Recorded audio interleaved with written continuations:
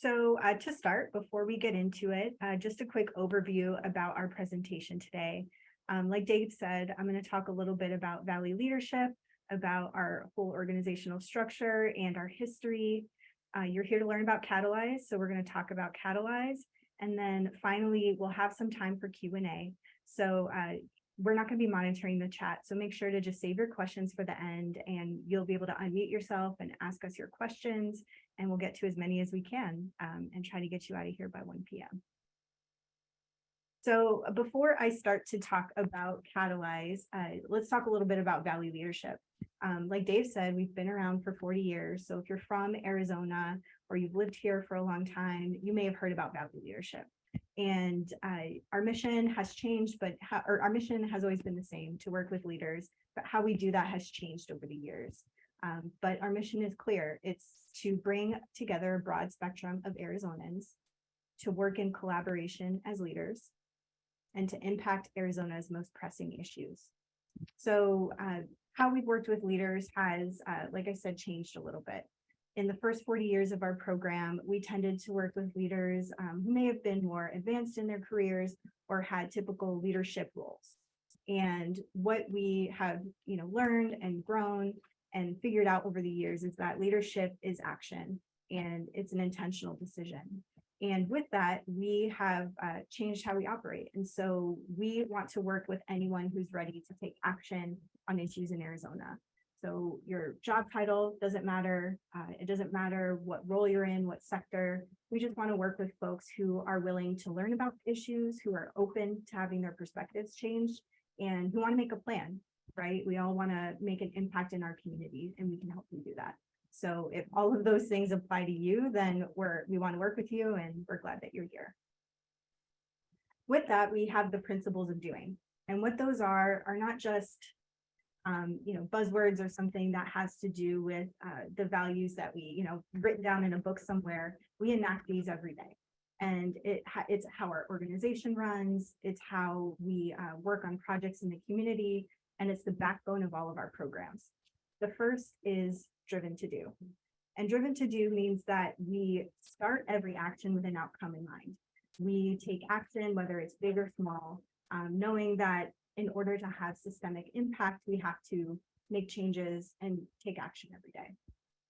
Arizona First means we operate with the understanding that whatever we do is for the good of all Arizonans. We don't operate on personal biases or have a personal agenda in mind.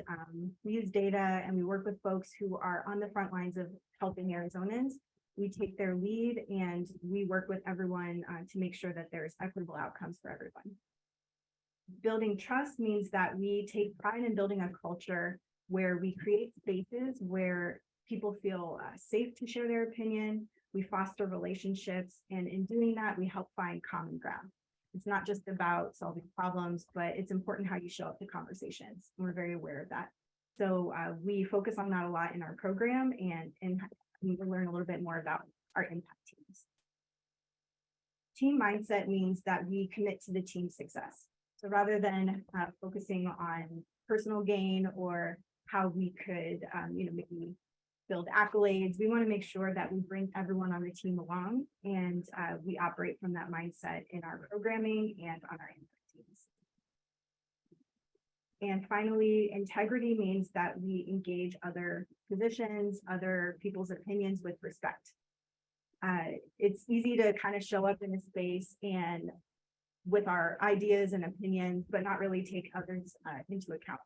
And with that, we like to take accountability for our actions. So in whatever we do, we want to make sure that we take responsibility for how we show up in spaces and make sure that everything we do is rooted in equity and mindful action. So the question you see here on your screen, do you want to do? That's kind of like, if we could wrap everything that we do and everything in this presentation in a nutshell, that's what we are asking you. If you want to take action in your community, and overwhelmingly everyone that I talked to about this program, the answer is yes. Folks are ready to take action, but they may not know where to start. They may be maybe a little shy, or maybe don't know exactly how they fit in. Whatever it is, that support that you need. If you're willing to do in your community, we definitely want to work with you. And like I said, Catalyze is that program, and it's our foundational program. So Catalyze is the entry point into Valley leadership. It's the program that we're going to talk about today, and it feeds into these other programs that we have that I'll get into in a bit. These programs are meant to be the answer to one another. So for example, learning about your community is Catalyze, taking action in your community is through Impact Maker, Explore, and Summit. So once you graduate from Catalyze, you'll have the opportunity to join Impact Maker, which I'll talk a little bit about in the rest of the presentation. But those are teams of folks who are working on the issues in the community, really deeply embedded, and they're Valley leadership alumni. And you'll get to work on, we call them a to-do list of issues. Explore is a really awesome program that we have for a couple of years now. And you'll have the opportunity to travel across the state and meet with people in places that we might not normally get to go to and get that deep dive. So places like Yuma, Nogales, the Navajo Nation, Avondale, Buckeye are just some of the cities that we visit now. And you'll get to talk to leaders. Sometimes they're elected officials, maybe they're artists working in the community. We try to bring us, again, a broad spectrum of people together to share a little bit more about their community. The Summit program is something we're working on. It's not fully launched yet, but TBD, more details on that. But again, all of these programs are designed to build upon all of the work you've done in Catalyze to really help you maximize the impact that you want to have in whatever you do. So when we talk about Catalyze and why we think this program is a prerequisite to essentially working in your community in this capacity, we have these building blocks that we really think is like the magic or the formula to be able to do that. So first off, we help you build connections. Overwhelmingly, everyone that I talk to who's interested in applying to this program wants to build connections. And there's a lot of ways to think about that, right? It's building a network, but it's also building a community. You're going to be able to connect to people in your pods, connect to people in your cohort, and you're also going to be able to connect to our guest speakers. So we bring in a wide array of folks who are working in different issue areas, everything from child well-being to racial justice, to education and housing. You're going to get to connect with them as well. And another layer of that is in talking to all of these folks, you're going to get to connect yourself to the issues. And I think that's the most important piece. You're going to see where you fit in within the state. And once you graduate from the program, you'll have a clearer idea of how you want to connect with others and connect with these issues. Knowledge. You're going to get, we have over 12 sessions. You're going to have information presented to you about different issue areas. And through that, you're going to build a lot of knowledge about the issues. And it's not, again, not like something you're going to read in a book. You're going to hear directly from the folks who are doing that work. Skill building. So when you build these leadership skills, we have a lot of activities to help you to be able to do that. We're going to spend the first couple of sessions talking about your own leadership, I guess your own experiences, your own stories, and then diving deeper into how to be more aware about your biases, how you show up to conversations, how to engage in conversations and get to know others. And again, like I kind of mentioned before, it's not just solving the issues, it's having control and being mindful of how you show up to these situations. And we have a lot of activities. There's journaling, there's working together, there's working alone. So whatever your style is, you're going to find that in this program. Finally, perspective. When I look at evaluations for people who've graduated from this program, one of the things that comes to the forefront, and it's something that we like to share and folks will share with you if they've graduated, is that this program will change your perspective. It's not often that you get to talk to people outside of our bubbles. We work in a certain sector. We have our family, we have our friends, we have our hobbies, but we work really hard to attract a wide array of people to our programs. About 1/3 of our folks come from private sector, 1/3 come from government, another third from nonprofit, And what that means is that you're going to hear from a lot of different people and a lot of different viewpoints. So hopefully at the end, you'll have a changed perspective and you'll feel really ready to engage in some of the work that we're going to ask you to participate in as part of Impact Maker. This is the Vitalyst Healthy Communities Wheel, and it's based on the social determinants of health. Why I bring this up is to talk a little bit about when we say the most pressing issues in Arizona, this is what we base it on. We're not basing it on our personal interests or what we are just, personally interested in as an organization or funding. This comes from the social determinants of health, which have been adopted globally. So the World Health Organization, the CDC, researchers across the world, social service providers, hospitals, doctors. This is a framework to help describe what does it take for someone to be able to not only live a healthy life, but to be able to thrive in their community. So things that we think about very easily, like clean water, clean air, being able to live on a safe street. These are included in there. Some things that we may not more readily think about, like access to arts and culture, being able to participate in arts and culture, having a healthy criminal justice system, seeing racial justice reform in your community. These are all things that help to build someone's idea of what a community is. And so we build our curriculum based on that. And I'll pull up a slide so you can kind of see all of our sessions, but that can give you an idea about where we're coming from when we build this. So this is a map of the Catalyze journey. There are 12 sessions. Your first session will be an in-person kickoff session where it's more of a social, where you get to know everybody, connect with your pods, and that's going to be a group of about 10 folks that you're going to work with very closely throughout your experience. And you'll see that each week we dive into a different issue. So we have, again, the social determinants of health to help frame everything, environmental justice, housing, we have education, child well-being, and you'll hear from guest speakers who are doing that work in the community. And each one is, they're typically a Valley Leadership alum or somebody who's very familiar with this framework, and they're going to help tie these issues together.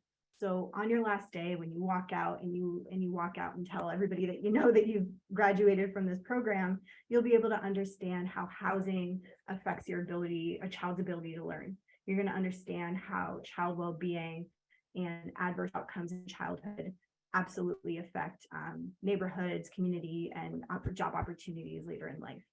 So when we talk about the most pressing issues, that's how we kind of bring them together.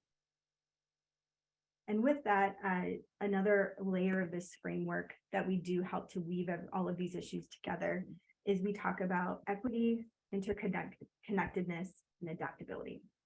And these are really big words, so I'm going to talk about how we talk about them in our programs.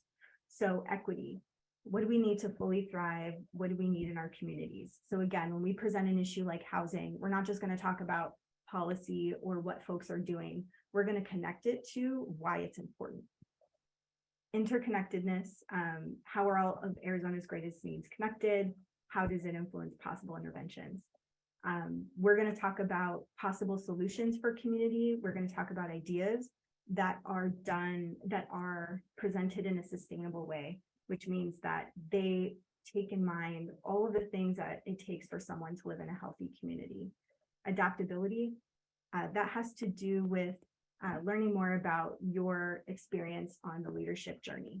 So you're going to learn about how to share your story, how you embrace in dialogue. You're going to do that through exercises, through watching a couple of videos, and talking to folks in your team, talking to our guest speakers, and this will be overall the experience that you'll have. 12 different sessions that are very tightly connected. So our Catalyze structure, more of the nuts and bolts, is that we have those 12 sessions. They start in early September and they end in February. They'll be delivered online or delivered virtually, and you'll have one session every other week. And in between each session, you're going to be expected to do about 1 to 1.5 hours of prep work. And the prep work, we're not trying to give you busy work. Everything that we give you to do in between sessions is to enrich your experience. And as with any learning type of experience, you're going to get what you put into it. We have a team of educational experts that have worked with adult learners for a long time, and we want to make sure that it's fun. When you're having fun, you learn more. When it's engaging, you learn more. And so all of those activities will be things that are hopefully going to help you understand yourself and your community a little bit better. Our structure is virtual. So that means, it's a mixed structure, but our learning experience sessions are delivered virtually. So those 3 hours that you have every other week are delivered online. And because we understand that, our program was born out of, this structure was born out of the early days of the pandemic with our Ready Together program. And like everyone else, we went to online delivery. And what that meant is that we could provide access to more people. And that made our program very easy for folks who are living at home and have responsibilities at home and are not able to travel to Phoenix for those sessions. So that's one advantage. But with that, we understand that everyone, or a lot of folks, are ready to get back to in-person sessions, in-person meetings. And so we have 3 in-person socials, and we hope that that's an opportunity for you to get to know your classmates a little bit better. Your kickoff day is in person, and the final graduation day is in person. And as far as the in-person sessions, I definitely want to note that we make sure that they're really engaging, they're really fun. We'll be inviting guest speakers, so you'll have a chance to talk to some of the folks that you have heard from in your sessions.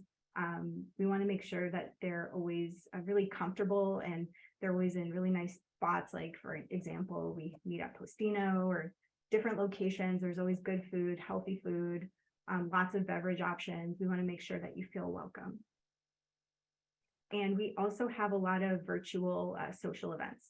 So throughout the program, we may have lunch and learns, and we do some things ad hoc. So if there's a guest speaker that's just really engaging and folks want to dive a little deeper and that person has time, we'll schedule online events so you can join your classmates and those folks from the comfort of your home or office. Here is a sample agenda for one of our sessions. So there's a couple of things that I want to point out about it. So one thing that I wanted to point out is that intertwining of issues. So you'll see here, this is for our environmental sustainability session. We're not just going to talk about, the science of it, policy. We're going to talk about how bias plays a really important role in how we live our lives and how we access water and how we deal with the heat. We have a lot of breaks. We understand that you're all adults, you've been working all day, and you have physical needs as well as mental needs. So we like to build in breaks for you to take time for yourself. So you're not going to be sitting there for 3 hours. So don't think that you're going to be tied to your chair the whole time. This here, I wanted to highlight the way that you're going to get to know some of our guest speakers and get to work with them. Our cohorts range in size. Last year, we had about 85 to 90 students or participants. And you'll have definitely the opportunity to meet with each other in the large group of 90 folks, let's say. But we're going to break you out into smaller groups when you meet with your presenters whenever possible, so that you can ask questions in smaller groups and get into those like deeper nitty-gritty discussions that I think you all are looking for if you're looking to join a program like this. So whenever possible, we make that an opportunity for you. We also have a lot of breakout sessions. So as soon as you learn about something new or engage with a new perspective or an issue area, we put you in a breakout. So you're going to get to engage with the material right away, talk about it, process it, and we want to make sure that, again, the opportunity is really engaging. The 3 hours go very quickly, and hopefully it's something that enriches your life and you feel more energized afterward. So here's a list of some of our past speakers. A lot of folks that speak in our program are former alumni of Valley Leadership, or again, work closely with us on impact teams in the community. They understand all of the framework that I've presented to you, and they live it every day. And so we are hoping that not only are these folks going to present the issues to you, they're very mindful of making sure that it's engaging and tying it all together, and also tying the issues to you. So you're not just going to learn about what these folks do and like maybe a presentation that they give to everyone. It's going to be a very tailored presentation to this program. So to tie all of this up in a pretty bow, this program, you're going to hear, these are little people at podiums, you're going to hear from a lot of guest speakers. And interwoven throughout that, you're going to have opportunities to do deeper learning within your pods, as a class, and on your own. And this has to do with understanding your leadership style. And combining those two, we think that you're going to be someone we are proud to say is ready to engage with their community, embodying the principles of doing. And so at the end, you'll be asked to create a committing to do statement. And what that is a statement where you think about your position in the community based on everything you've learned and everything that you want to do. So we're going to help you with that throughout. It's not something that you're going to have to work on your own and present at the end. It's a living, breathing document that you're going to essentially walk away with and have that commitment. And hopefully over time, we can connect with you and see how you're doing on that, because we want to make sure that you are not only personally fulfilled, but able to operate how you want to in your sphere. So now that I've talked about Catalyze, I'm going to jump into Impact Maker.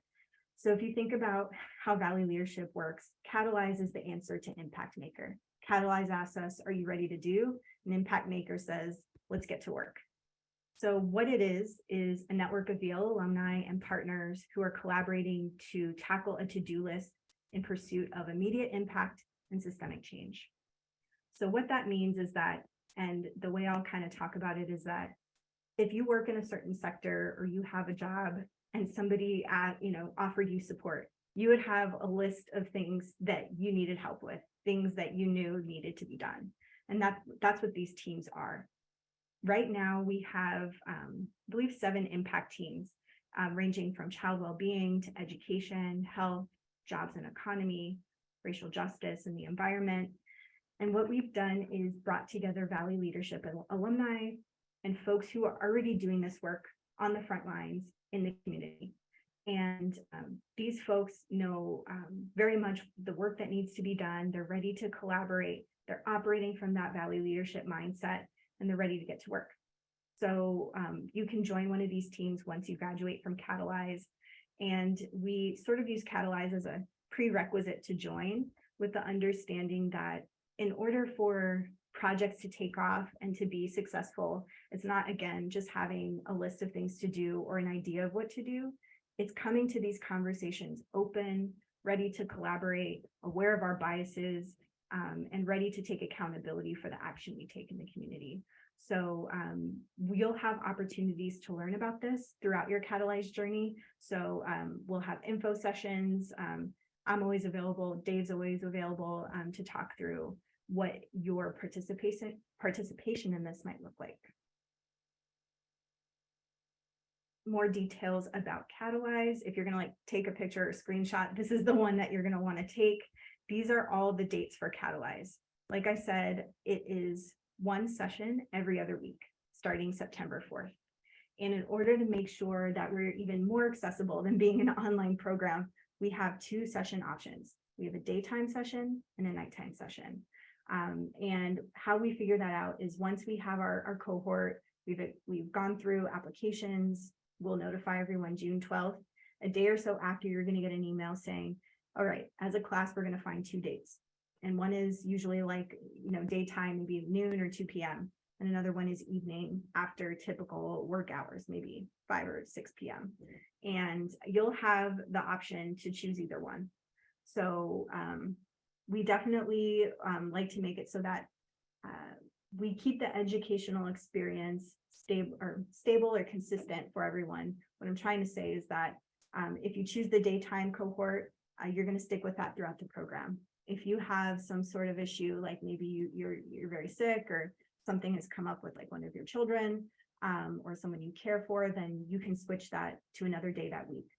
So we have options. We want to work with you, but we also want to make sure that when we say somebody's graduated from this program, we can confidently say that they've done most of these sessions, typically all of these sessions. So the cost of our program is on a sliding scale. We want to make sure that it's completely accessible to folks and that money is never an issue.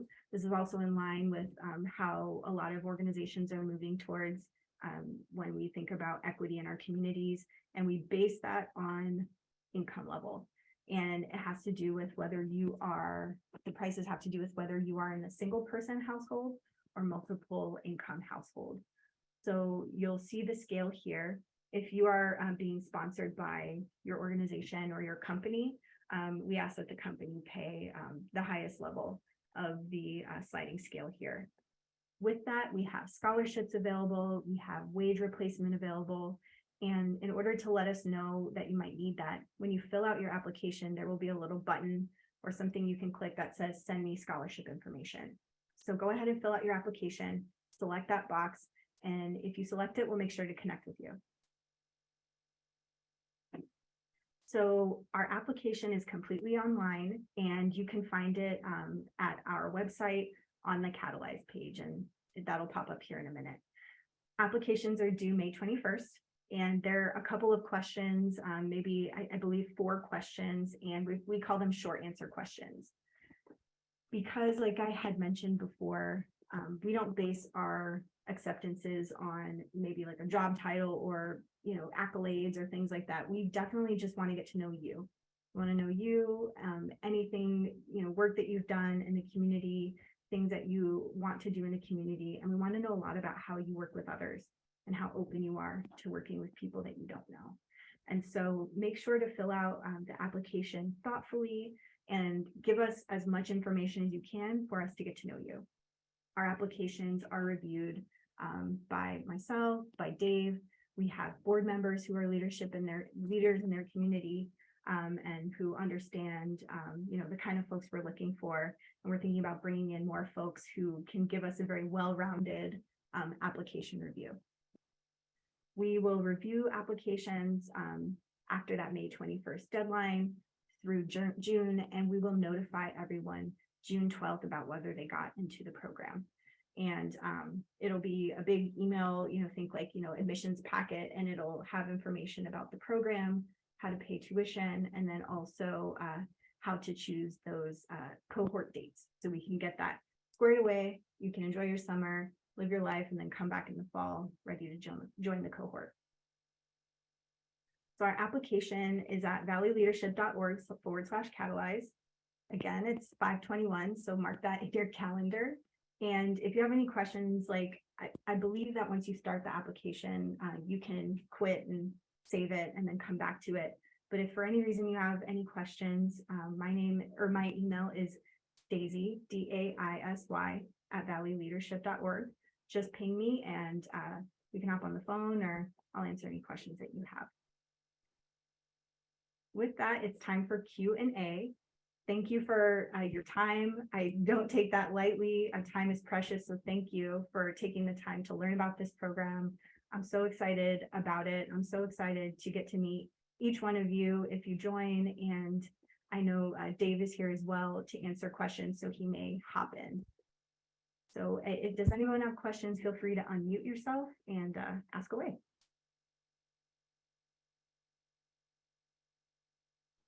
Yeah, I have a question. Hi, I'm Madison. Nice to meet you guys. Hi. Could you talk about what the $850 tuition covers during this course? Yeah, Dave, do you want to take that question? Sure. So $850 is the tuition that covers everything. So the in-person social food and drink, that includes access to all of the prep materials.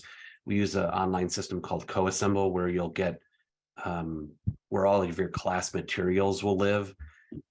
So yeah, all inclusive, everything is part of that. If you want to go on to explore, that has a separate tuition and schedule. Summit will as well. Impact Maker is again where we hope many of you end up. That's all part of being an alumni, and that's all free. So yeah, $850 includes any of the tuition fees, include everything.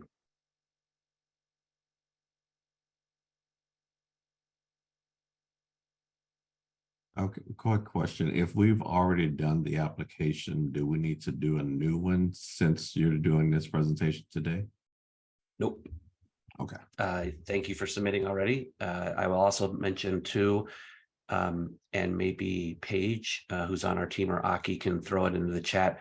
We have an in-person Catalyze recruitment event, maybe next week or maybe the following week. The 26th. Okay, the 26th.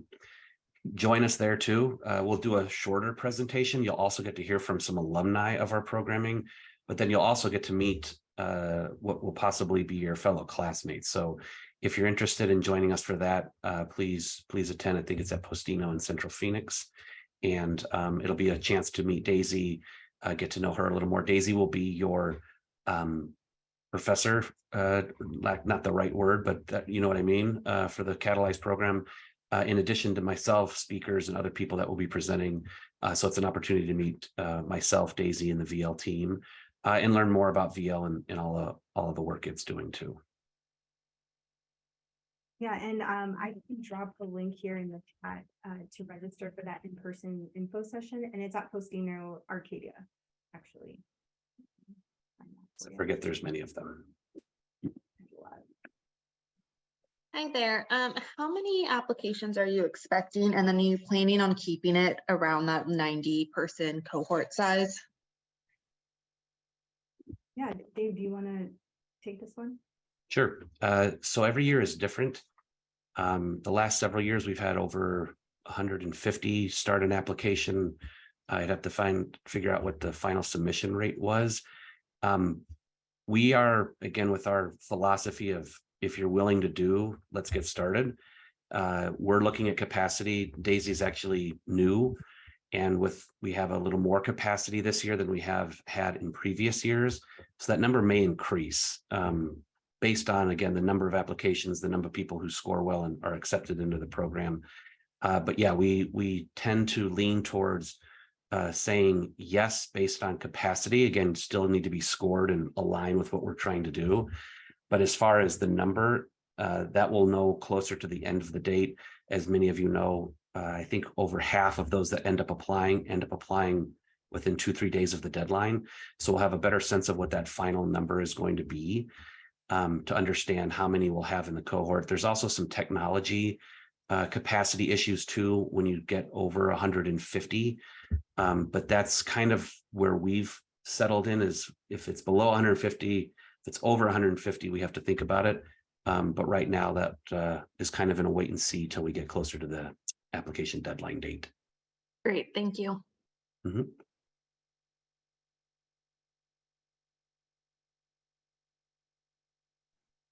I have another question.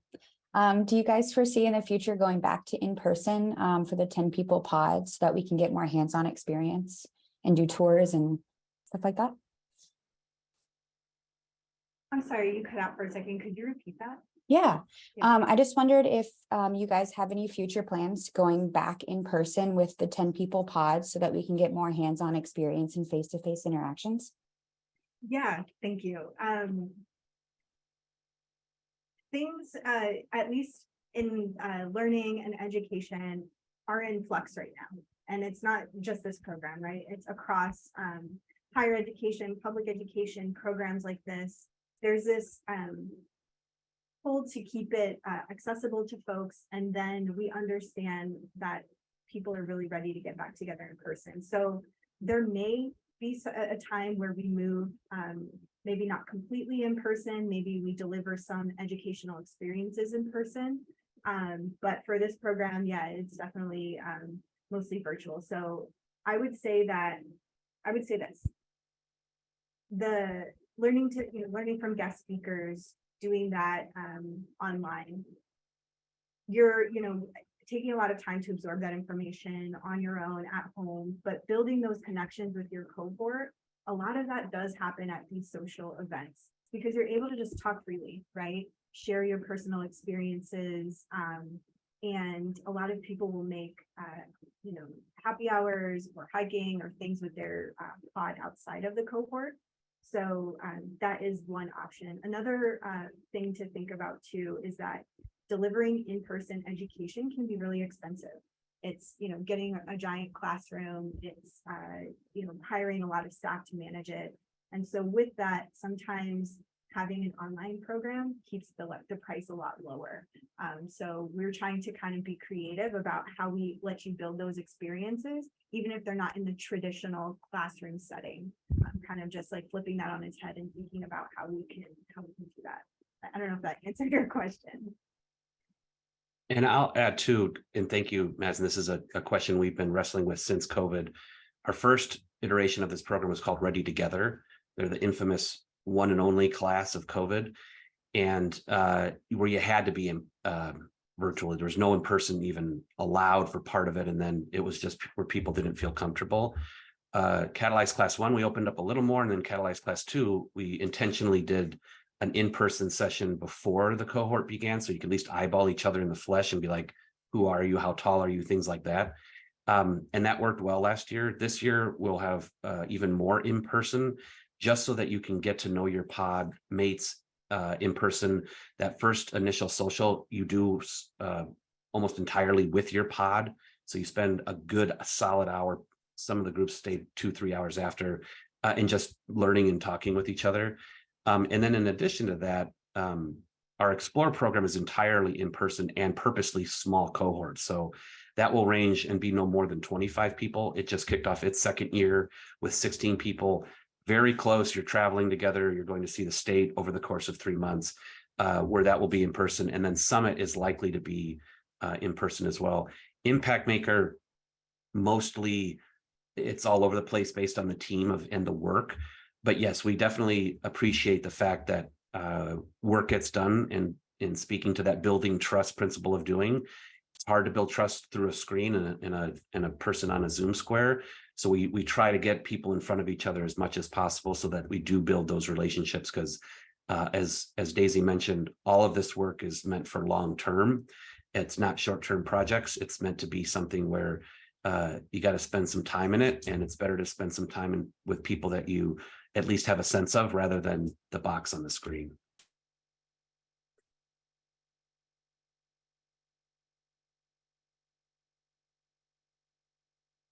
Any other questions for Daisy or myself?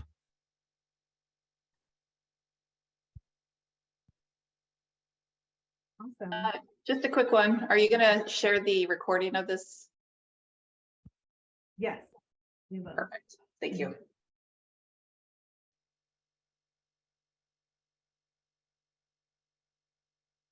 Okay, well, if there are no more questions right now, just know that you can send me an email at any time, daisy@valleyleadership.org. And you are all cordially invited to the in-person info session. It's gonna be a lot of fun, and I would love to meet all of you and learn a little bit more about you. So please consider that. And if not, we will adjourn for the day. All right. Thanks, everybody. Thank you so much. Daisy. Bye.